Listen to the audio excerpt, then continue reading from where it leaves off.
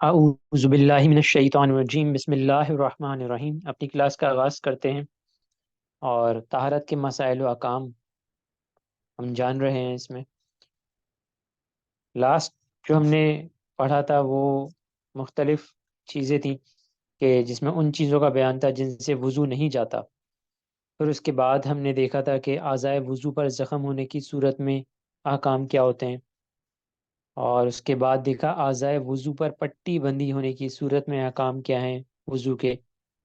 یہ تمام چیزیں ہم نے دیکھ لی تھیں، اور وضو کی شرعی حیثیت ہم نے شروع کر دی تھی۔ یہیں سے اپنی کلاس کا آغاز کرتے ہیں آج کہ وضو کی شرعی حیثیت۔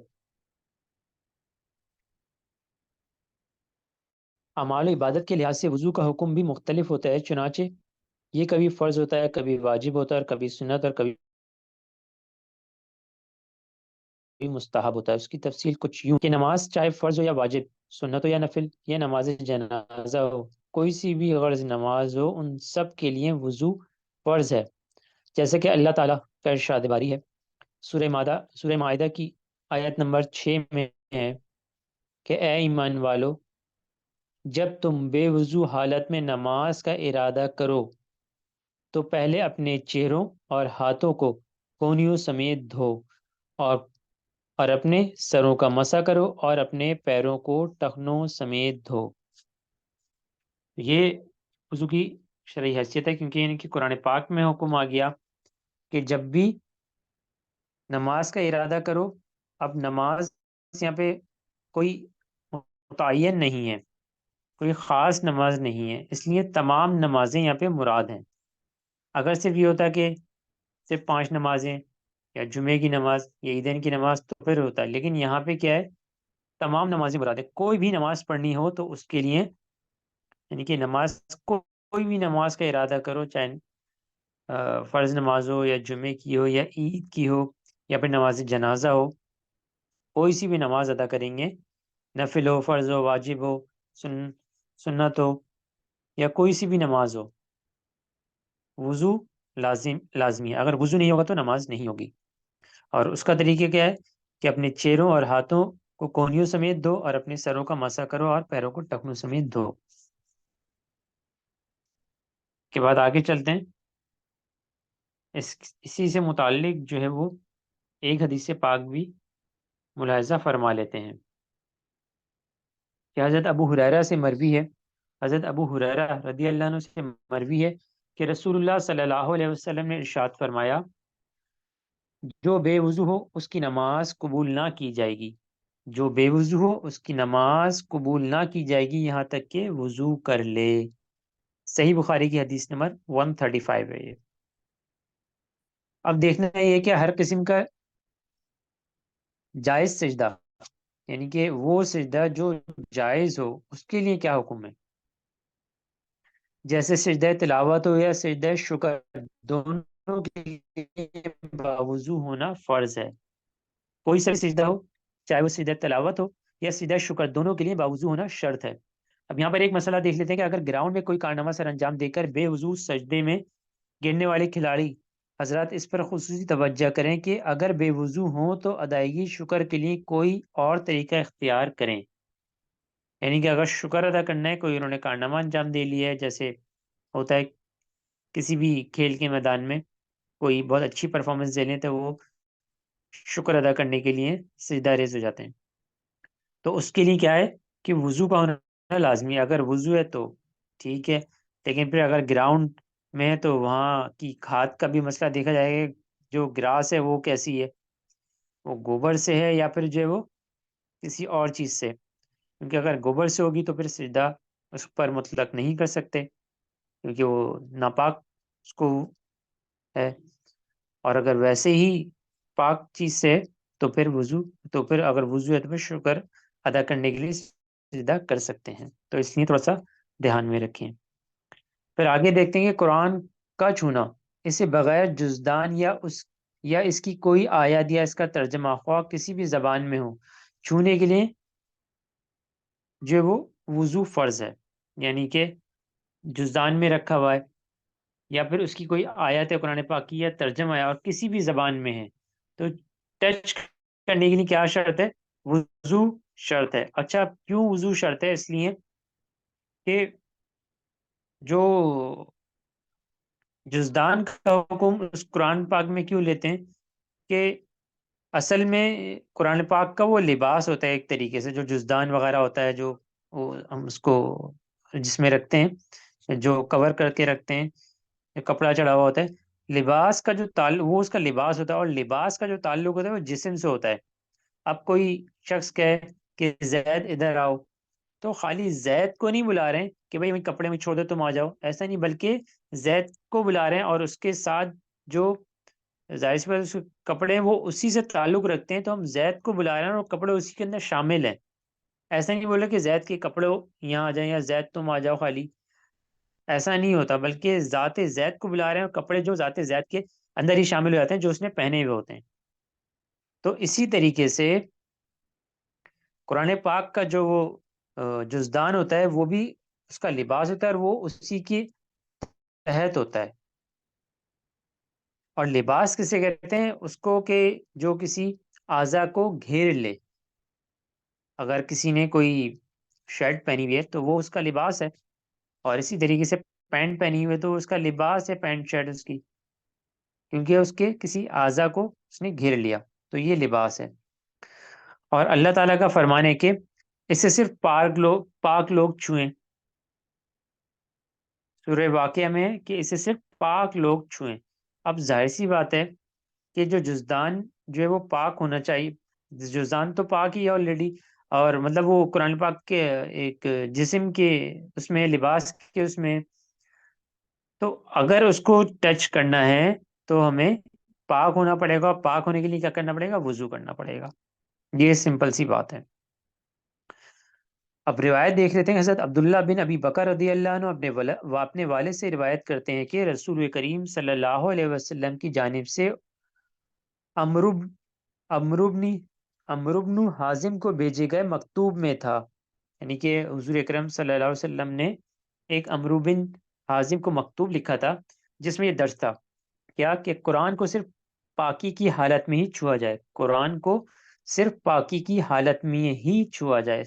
یہاں سے بھی ہمیں پتہ چلا کہ قرآن کو صرف پاک لوگ چھوئیں، بے وضو نہ چھوئیں. اور جزدان اس کا لباس ہے، وہ اسی کے حکم میں، تو ایسے نہیں چھو سکتے.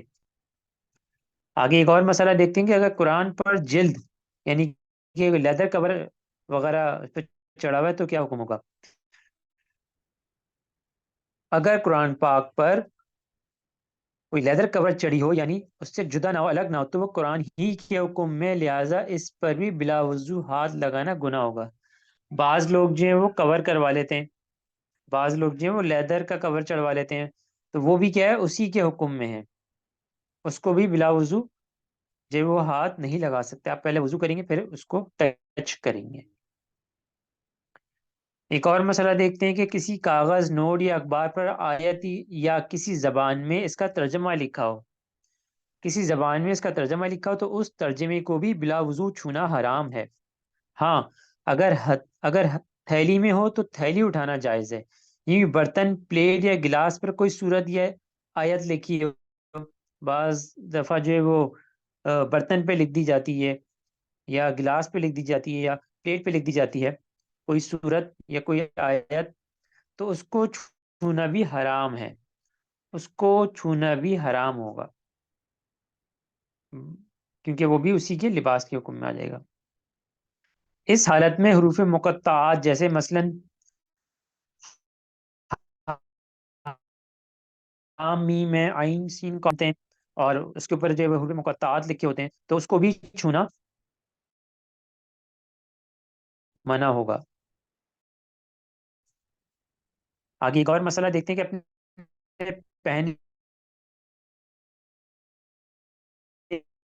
ہوئے لباس سے بھی نہیں، حصے دستانوں یا اوڑے ہوئے دوپٹے سے پکڑنا منع ہے. جیسے بعض لوگ کوئی سردی میں دستانے پہنے ہوتے اس سے پکڑ لیا، وہ جسم کا حصہ ہے. اسی طریقے سے خواتین جو ہیں وہ کپڑے پہنی ہوئی ہیں دوپٹے سے اپنے اٹھا لیا کہ بھئی یہ لو، تو یہ سب جو ہے وہ جائز نہیں ہے، اس میں بھی منع ہے. ہاں اگر رومال سے یا دوپٹے کو سر جسم سے ہٹا کر پکڑا تو اب اجازت ہوگی. مثال کے طور پہ رومال لوگ ڈالتے ہیں، اب وہ جسم پہ نہیں ڈالا ہوا بلکہ ایسی الگ سے رومال ہے وہ اٹھایا اور پھر اس سے پکڑ لیا تو جائز ہوگا، کیونکہ وہ اب جسم کا حصہ نہیں ہے.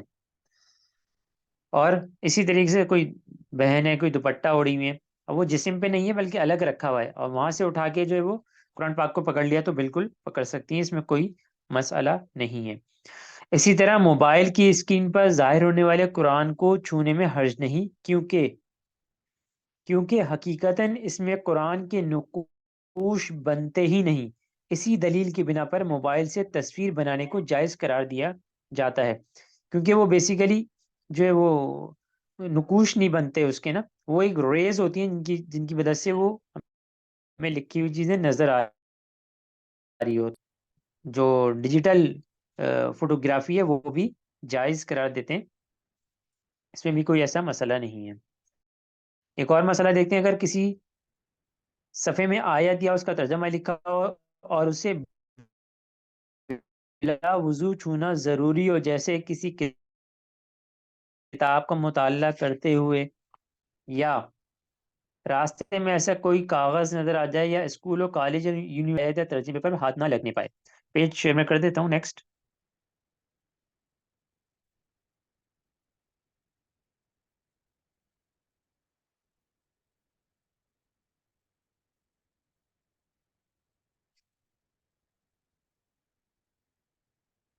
تھوڑا پیچھے سے پڑھ لیتا ہوں میں.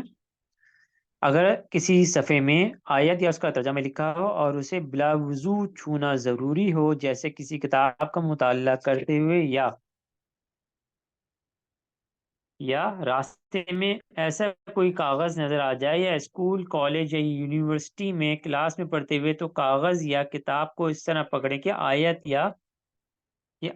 یا ترجمے پر ہاتھ نہ لگنے پائے، یا کسی رومال سے پکڑیں تاکہ گنہگار نہ ہو.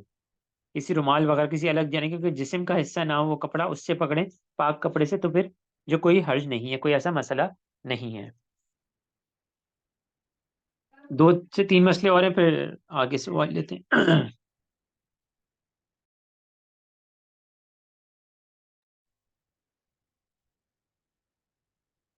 ایک اور مسئلہ دیکھتے ہیں کہ اس حالت میں فقہ تفسیر و حدیث کی کتابوں کا چھونا مکروہ ہے لیکن گناہ نہیں، اگر ان کتب کو کسی کپڑے سے چھوا،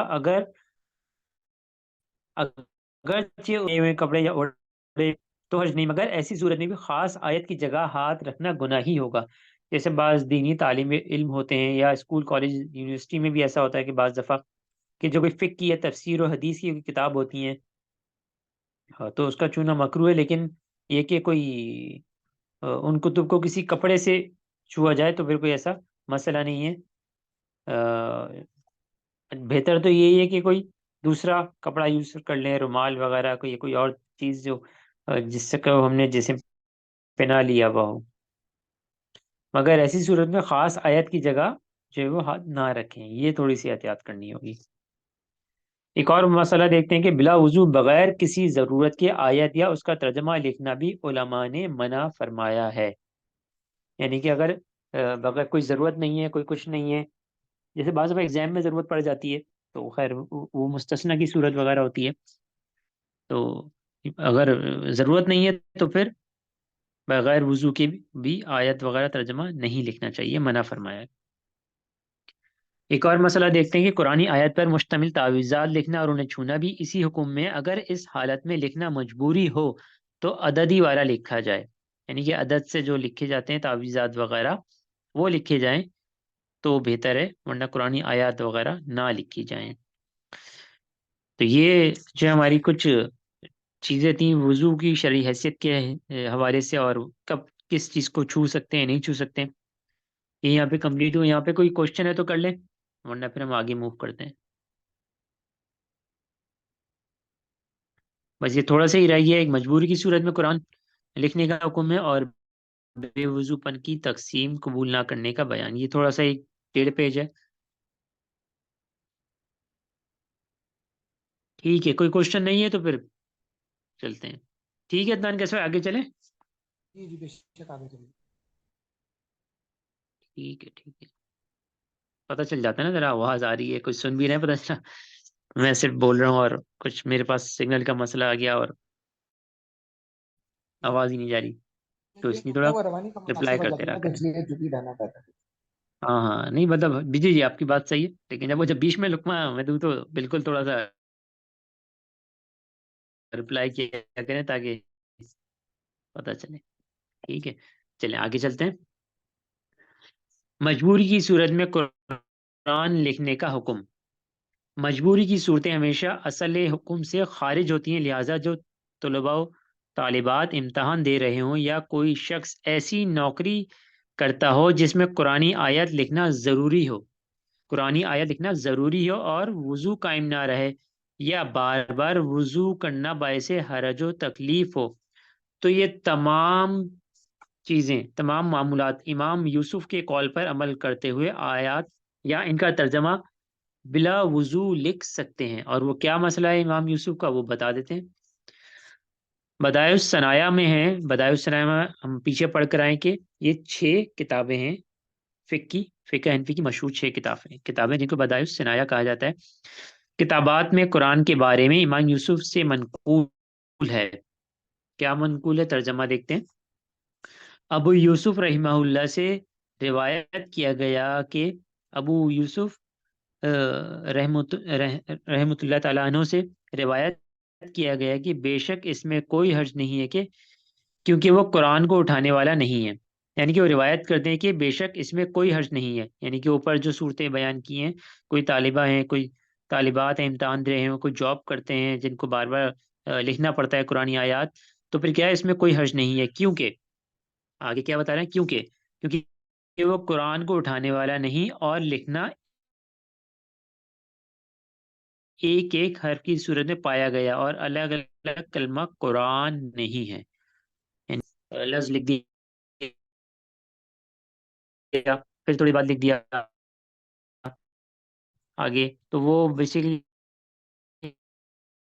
قرآن کا لکھنا نہیں کہلاتا ہے، وہ الگ الگ جو ہے وہ لکھنا کہلاتا ہے، رعایت مل جاتی ہے جو اوپر بیان کی ہے۔ لیکن اس میں کچھ صورتیں وہ دیکھ لیتے ہیں، لیکن اس صورت میں بھی جہاں تک ممکن ہو کوشش یہی ہو کہ لکھے ہوئے پر ہاتھ نہ لگے اور بعد میں اللہ عز و جل کی بارگاہ میں احتیاطاً توبہ بھی کی جائے۔ نیز ذہن نشین رہے کہ موبائل اور لیپ ٹاپ میں یا ٹائپ رائٹر کے ذریعے قرآنی آیات ٹائپ کرنا ضرورتاً ہو یا بلا ضرورت ہر طرح جائز ہے، یعنی کہ موبائل میں لکھ رہے ہوں یا پھر لیپ ٹاپ میں ٹائپ کر رہے ہوں، ٹائپ رائٹر پہ لکھ رہے ہوں، تو اس میں جو ہے وہ ضرورتاً ہو یا بلا ضرورت ہر طرح جائز ہے، کیونکہ ان میں ٹائپ کرتے ہوئے آیت پر ہاتھ لگنے کا کوئی امکان نہیں ہوتا، تو یہ تمام صورتیں جائز ہوتی ہیں۔ یہاں پہ دیکھیں کہ طواف چاہے فرض ہو یا واجب یا نفل، ان کے لیے وضو واجب ہے۔ بعض لوگ عمرے پہ جیسے حج پہ جاتے ہیں اور وہاں پہ طواف کرتے ہیں، تو طواف کے لیے یاد رکھیں کہ وضو شرط ہے، اگر وضو ٹوٹ جائے گا تو آپ کو وضو کر کے دوبارہ طواف کرنا ہوگا، ایسا نہیں کر سکتے کہ جو وضو ٹوٹ گیا پھر آپ طواف کرتے رہیں، یا وضو نہیں ہے تو سوچا بیٹھے ہوئے تھے ایسے ہی اور طواف شروع کر دیا، بس چلو وہی طواف ہی کر لیتے ہیں، اور وضو نہیں ہے، ایسا نہیں ہوگا، بلکہ طواف کرنے کے لیے وضو واجب ہے۔ ایک اور مسئلہ دیکھتے ہیں کہ اگر کوئی بلا نیت طواف ویسے ہی حصول برکت کی غرض سے کعبے کے گرد چکر لگانا چاہے تو اب وضو لازم نہیں، مطلب صرف ایسی چکر لگا رہا ہے، طواف کی نیت ہی نہیں ہے اس کی، بس ایسی اس کا دل چاہ رہا ہے کہ میں اس کے گرد گھوموں، تو یہ جو ہے کر سکتا ہے، اس میں کوئی ایسا مسئلہ نہیں ہے۔ لیکن اس میں ایک چھوٹی سی چیز ہے، وہ میں آپ کو بتا دیتا ہوں ایک نیکسٹ پیج شیئر کر کے۔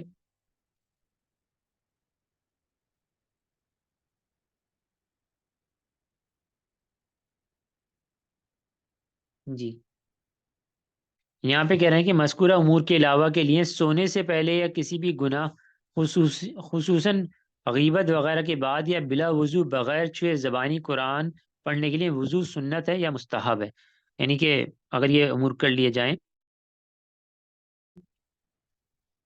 سونے سے پہلے یا پھر جو کسی بھی گناہ خصوصاً غیبت وغیرہ کے بعد کوئی بھی گناہ سرزد ہو جائے، دانستہ ہو یا غیر دانستہ، یا بلا وضو بغیر چھوئے زبانی قرآن پاک کے لیے وضو سنت ہے یا مستحب ہے، یعنی اگر اس کو چھونا ہو تو پھر زبانی یعنی کہ قرآن پڑھنے کے لیے تو پھر وضو جو ویسا سنت ہے یا پھر مستحب ہے. یہ مجبوری کی صورتوں میں قرآن پاک لکھنے کا حکم اور اس کو تمام مسائل ہم نے کر لیے. اس کا آخری جو وضو کا مسئلہ ہے وہ اور دیکھ لیتے ہیں، پھر یہ ہمارا ٹاپک وضو کا کمپلیٹ ہو جائے گا.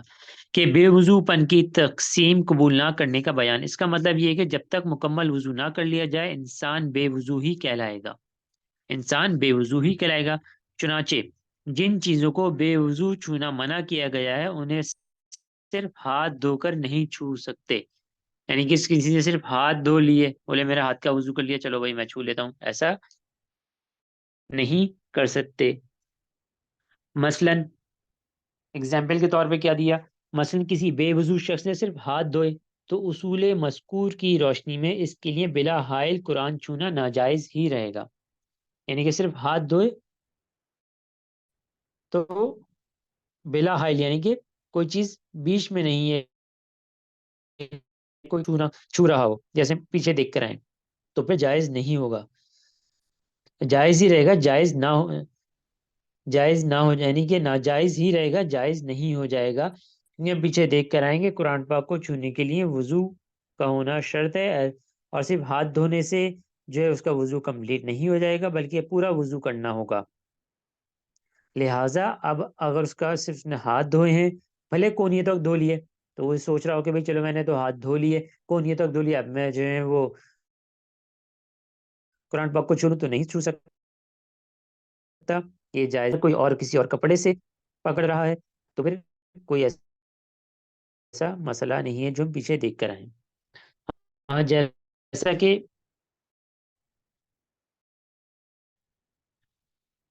ماں قبل ذکر کیا گیا ہے کہ ہاتھ دھونے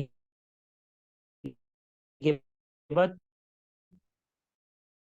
پانی میں ڈالا تو وہ مستعمل نہ ہو. ضرورت کے علاوہ مزید ڈیٹیل بھی ہے لیکن بہرحال ان تمام سے جو ہے وہ اگر کوئی شخص یاد رکھے، اپنے ذہن میں رکھے، تو اپنے تمام معمولات بہت آسانی سے حل کر سکتا ہے. الحمدللہ. یہاں تک کوئی کوشچن ہے تو بتا دیں ورنہ پھر ہم آگے موو ہوتے ہیں.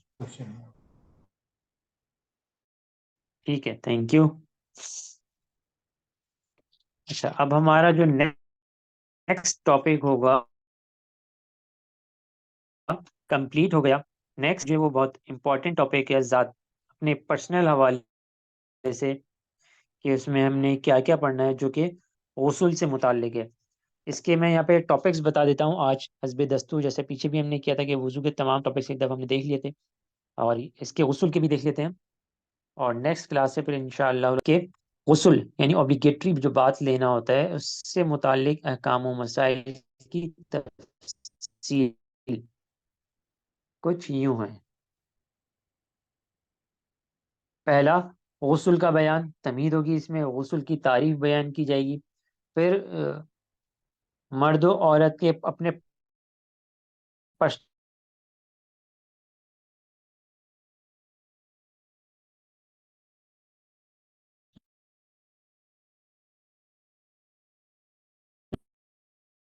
مسائل ہوتے ہیں جو انشاءاللہ تعالیٰ ان کو جو پرسنل مسائل ہے وہ سیکھیں گے اور کوشش کریں گے کہ اپنی گھر کی خواتین کو خود بتائیں، خود سمجھائیں.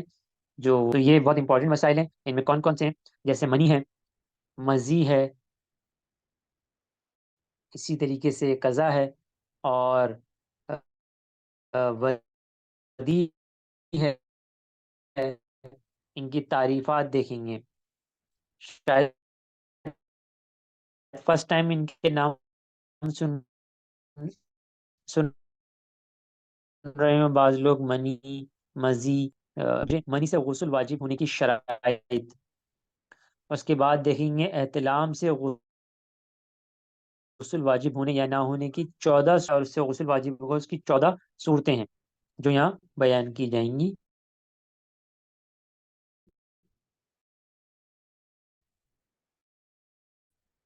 پھر اس کے بعد دیکھیں کسی انسان اور کافر کے مسلمان ہونے پر وجوب غسل کا حکم. اور اس کے بعد ہم دیکھیں گے کہ مرد حضرات وجوب غسل کے بعد اور غسل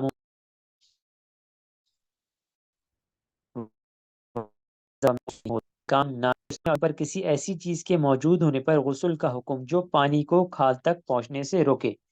یعنی کہ ہم پانی ظاہر سی غسل میں پانی بہانا ہوتا ہے اور کوئی ایسی چیز لگی ہوئی ہے, کچھ ایسا مسئلہ ہو گیا ہے کہ وہ کھال تک نہیں پہنچ سکتا پانی, تو کیا حکم ہوگا.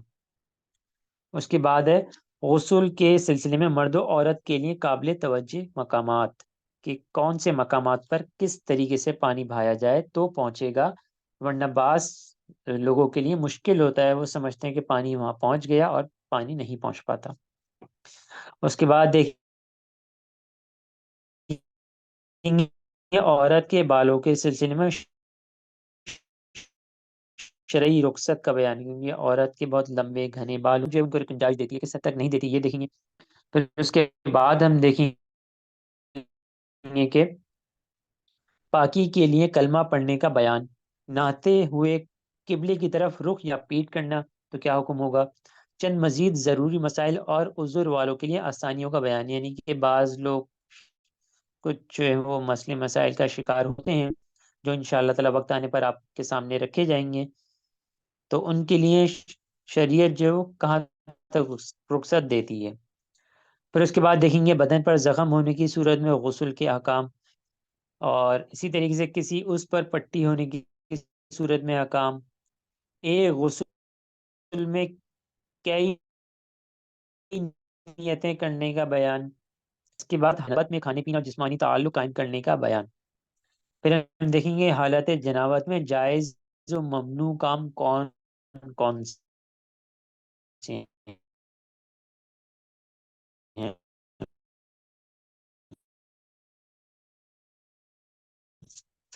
پھر آخر میں غسل کی شرعی حیثیت دیکھیں گے, اور پھر لاسٹ اس کا ٹاپک ہوگا انشاءاللہ تعالی سے متعلق. تو یہ بہت اہم ہے انشاءاللہ تعالی, اس کو ہم نیکسٹ کلاس سے جو آنے والی ہماری کلاس ہے منڈے کو غالباً 1st 2nd 3rd 4th دسمبر ہوگی انشاءاللہ تعالی, اسٹارٹ کریں گے. خود بھی سیکھیں ان مسائل کو اور اپنے دوست احباب کو بھی سکھائیں, اور اگر کوئی آپ کے دوست وغیرہ ہیں یا آپ کے بیٹے وغیرہ ہیں تو ان کو ضرور مسائل میں بٹھائیں اپنے ساتھ, تاکہ وہ سیکھ سکیں سمجھ سکیں. دوست احباب ہیں ان کو بتائیں کہ یہ مسائل سیکھیں, وہ یہاں نہیں آ سکتے تو آپ ان کو بتائیے گا. یہاں تک کوئی کوشچن ہے تو پوچھ لیں, ورنہ ہم اپنی کلاس ختم کرتے ہیں. فی الحال تو ٹھیک ہے, تو یہ تم نے ان کی ڈیٹیل تھی, ہم نے آپ کے سامنے رکھ دی, جو انشاءاللہ تعالی ہمیں نیکسٹ کلاس سے اسٹارٹ کرنا ہے. تو یہیں پہ اپنی کلاس ختم کریں گے. آپ مجھے, میرے گھر والوں کو, دوست احباب کو, آپ خود کو, اپنے گھر والوں کو, دوست احباب کو دعاؤں میں یاد رکھیے گا. اللہ تعالی ہم سب پر اپنا رحم فرمائے اور ہمیں دنیا و آخرت میں کامیابی و کامرانی عطا فرمائے. یہ مسائل, یہ شرعی مسائل صحیح طرح سیکھنے, سمجھنے, عمل پیرا ہونے اور دوسروں تک صحیح طریقے سے پہنچانے کی توفیق عطا فرمائے. آمین ثم آمین. السلام علیکم.